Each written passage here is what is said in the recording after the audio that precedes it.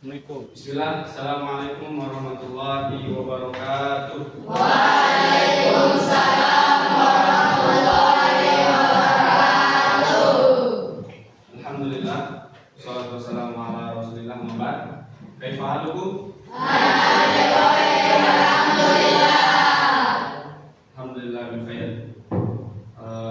Baik, pertama-tama kita kembali bersyukur kepada Allah Subhanahu wa taala karena kita masih diberikan kesehatan, kesempatan dari Allah Subhanahu wa taala bertatap muka kembali untuk melanjutkan pelajaran kita yang insya Allah kita akan lanjutkan pada kesempatan yang berbahagia ini. Sebelum kita memulai pelajaran, mari kita berdoa. Berdoa dimulai. Bismillahirrahmanirrahim.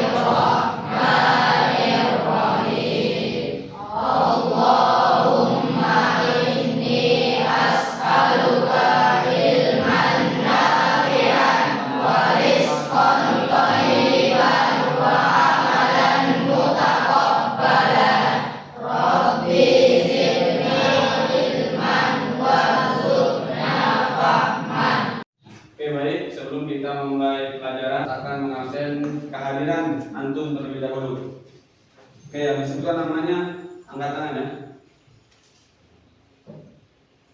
Amar Siddiq, Alif Purnama, mana? Al-Fatir, Fadlan, Muhammad Fadlian, Fayad, Fabrizio, Faiz Arman, Faris, Farhan, Azam, Muhammad Hafid, kemudian Tifki. Bismillah. Jadi kita lanjutkan pada kesempatan yang berbahagia ini kita akan mempelajari atau membahas tentang surat. Surat itu kayak bisa kayak pesan dikasihkan ke orang lain. Apa itu tentang surat? Alat komunikasi. Alat komunikasi. Oke, ya, jadi kita lihat ya pengertian surat secara global atau secara umum. Surat memiliki arti sebagai sarana komunikasi, sebagai rangkaian informasi yang memiliki unsur sebagai pengirim dan penerima surat. Surat itu adalah salah satu untuk kita menyampaikan pesan kepada seseorang. Jadi surat sekarang sangat berbeda. Kenapa bisa berbeda? Karena mengikuti apa? Perkembangan zaman. Ya, jadi kita sudah memahami atau mengetahui arti dari surat. Kita masuk di tujuan surat. Tujuan dari penulisan surat tentunya adalah sebagai sarana komunikasi atau pemberian informasi yang disampaikan oleh pembuat surat kepada penerima surat. Oke, baik. Ya, jadi sini surat terbagi menjadi yaitu ada surat pribadi, kemudian ada surat dinas. Siapa yang tahu maksud dari surat pribadi? Dibuat oleh seseorang untuk seseorang. Ya, hanya antar individu, antar orang. Beda dengan surat dinas. Itu adalah antar instansi. Surat dinas itu luas, bukan hanya antar per orang atau antar per individu, bukan. Paham ya? Baik. Sekali lagi di sini ada perbedaan antara cara membuat surat dinas dengan surat pribadi.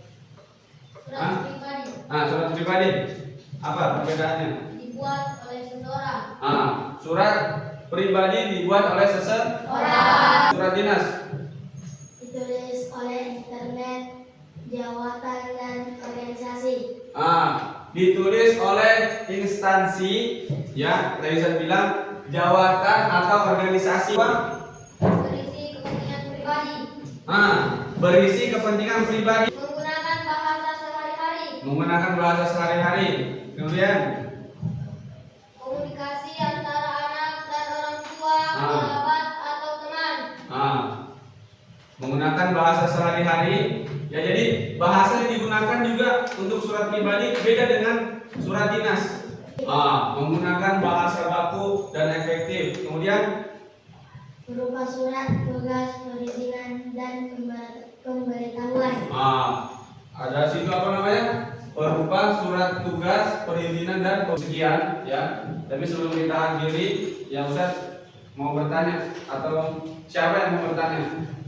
Silakan. Angkat tangan.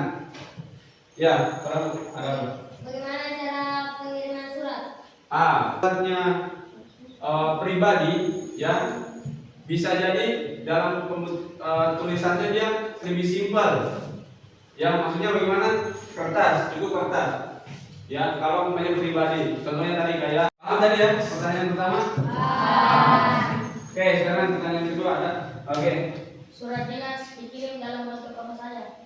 Oke, ya surat dinas dikirim dalam bentuk apa saja? Ini surat itu lewat pos rata-rata mengirimnya. Ya, kenapa? Karena lebih terjangkau. Oke, siapa yang mau bisa bertanya, siapa yang sudah pernah menulis surat? Katakan. Oh, menulis surat apa? Pribadi. Dari mana ke mana? Dari saya ke Orang tua. Tujuannya buat minta uang. Ini sudah cukup ya. Insya Allah kita akan lanjutkan di pertemuan yang selanjutnya. Sekali lagi ya. Jadi tadi pengertian surat adalah untuk sarana komunikasi, salah satu sarana komunikasi. Kemudian fungsinya tadi untuk menyampaikan sesuatu informasi kepada orang lain ya maupun kepada instansi. Kemudian tadi yang di atas apa? struktur dan pembahasan surat. Perbedaannya dulu ya, perbedaan dari ciri-ciri surat ya, dari surat dinas dengan surat pribadi. Kita sudah mengetahui perbedaannya. Kemudian yang terakhir adalah struktur dan kebahasaan yang dipakai dalam surat pribadi dengan surat dinas itu berbeda. Untuk pengiriman atau cara menyampaikannya itu hampir sama, tergantung kita mau pakai yang mana, yang lebih simpel ataupun yang susah juga bisa. Kita cukupkan. Assalamualaikum warahmatullahi wabarakatuh. Waalaikumsalam.